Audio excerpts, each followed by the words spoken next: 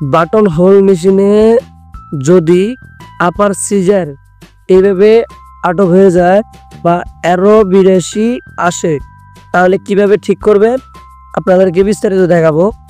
Pressure feed বার ধরে এভাবে নাড়া দিবেন বা আটপিস করবেন।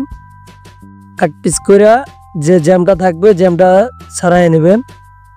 ছাড়াই নেওয়ার পরে যে আপার ফিড বারের উপরে যদি ময়লা থাকে ওই ময়লাটা ভালোভাবে পরিষ্কার করে দিবেন এবং পরিষ্কার করে দেওয়ার পরে হাওয়ার মেশিন দিয়ে ভালোভাবে হাওয়া দিয়ে নেবেন যাতে পরিষ্কার ঠিকভাবে হয়, যাতে একটু ময়লা না থাকে।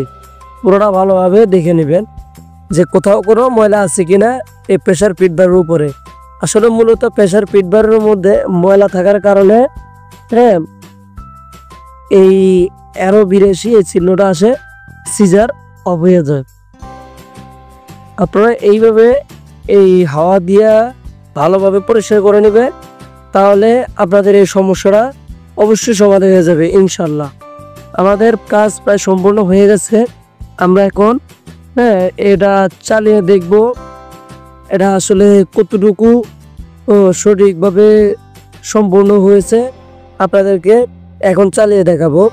দেখেন, আমি চালানোর আগে স্পিড কমিয়ে নেব মেশিনের, যাতে যদি কোনো প্রবলেম হয়, যাতে কোনো সমস্যা না হয়, ওটা জন্য স্পিড কমিয়ে নিব।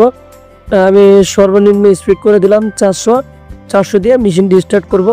দেখেন মেশিনটা এখন চালু হয়ে গেছে। মেশিন কিন্তু তখন কিন্তু চলে নাই, মেশিন কিন্তু এরো 82 দেখাচ্ছে, যার কারণে মেশিনটা বন্ধ হয়েছিল।